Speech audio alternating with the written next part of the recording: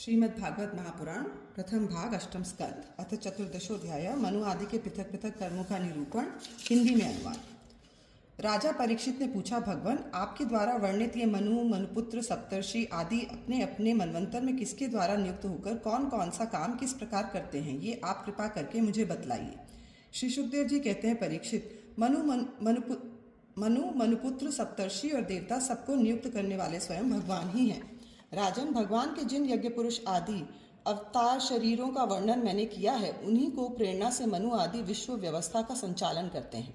चतुर्युगी के अंत में समय के उलट फेर से जब श्रुतियां नष्ट प्राय हो जाती हैं, तब सप्तर्षिगण अपनी तपस्या से पुनः उनका साक्षात्कार करते हैं। उन श्रुतियों से ही सनातन धर्म की रक्षा होती है। राजन, भगवान की प्रेरणा से अपने अपने मनवंतर में बड़ी सावधानी से सबके सब मनु पृथ्वी पर चारों चरण से परिपूर्ण धर्म का अनुष्ठान करवाते हैं। मनुपुत्र मनवंतर भर काल और देश दोनों का विभाग करके प्रजापालन तथा धर्म पालन का कार्य करते हैं। पंच महायज्ञ आदि कर्मों में जिन ऋषि, पितर, भूत और मनुष्य आदि का संबंध है, उनके साथ देवता उस मनवंतर में यज्ञ का भाग स्वीकार करते हैं। इंद्र भगवान की दी हुई त्रिलोकी की अतुल संपत्ति का उपभोग और प्रजा का पालन करते हैं। संसार में यथेष्ट वर्षा करने का अधिकार भी उन्हीं को है।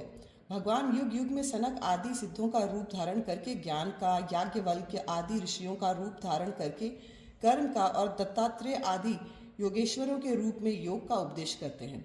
वे मरीचि आदि प्रजापतियों के रूप में सृष्टि का विस्तार करते हैं, सम्राट के रूप में लुटेरों का वध करते हैं और शीत उष्ण आदि विभिन्न गुणों को धारण करके काल रूप से सबको संहार की ओर ले जाते हैं। नाम और रूप की माया से प्राणियों की बुद्धि विमूढ़ हो रही है, इसलिए वे अनेक प्रकार के दर्शन शास्त्रों के द्वारा महिमा तो भगवान की ही गाते हैं, परंतु उनके वास्तविक स्वरूप को नहीं जान पाते। परीक्षित, इस प्रकार मैंने तुम्हें महाकल्प और अवान्तर कल्प का परिमाण सुना दिया। पुराण तत्व के विद्वानों के प्रत्येक अवान्तर कल्प में 14 मनवंतर बतलाए हैं। इति श्रीमद्भागवते महापुराणे पारमहंस्यायां संहितायाम् अष्टमस्कन्धे चतुर्दशोऽध्यायः।